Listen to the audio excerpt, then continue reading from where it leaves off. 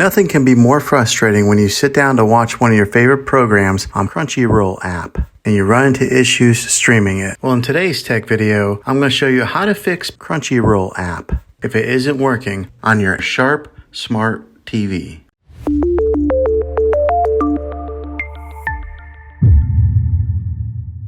Let's see if we can fix your problems and get your Crunchyroll app back up and running as quickly as possible. The first one, it's the easiest one to try, and that is to unplug your TV from the wall outlet and wait 60 seconds. Now don't be impatient here, wait the whole 60 seconds, then plug it back in. This is very different from turning your TV on and off with your remote control. This is what we call a hard reset of your TV, so make sure you do this method. If that doesn't work, then find your router that is giving you Wi-Fi and unplug the power to that for 60 seconds. Then plug it back in. If it fixes it, great. If not, let's go ahead and move on to the next method. Try deleting Crunchyroll app on your TV. Go to wherever the apps are located on your system and remove the app altogether. Then reinstall Crunchyroll app again. After you reinstall it, you might have to log back in with all of your credentials, but hopefully this will work. And if that doesn't work, then I recommend buying an affordable Roku Stick, Fire Stick, or Apple TV 4K and plug that into your TV and use that as your main streaming player. And you'll be able to access Crunchyroll app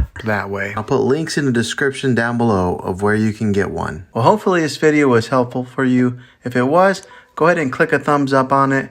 Go ahead and subscribe to my channel. I make tech videos all the time, and I would love to have you back in the next one. Take care.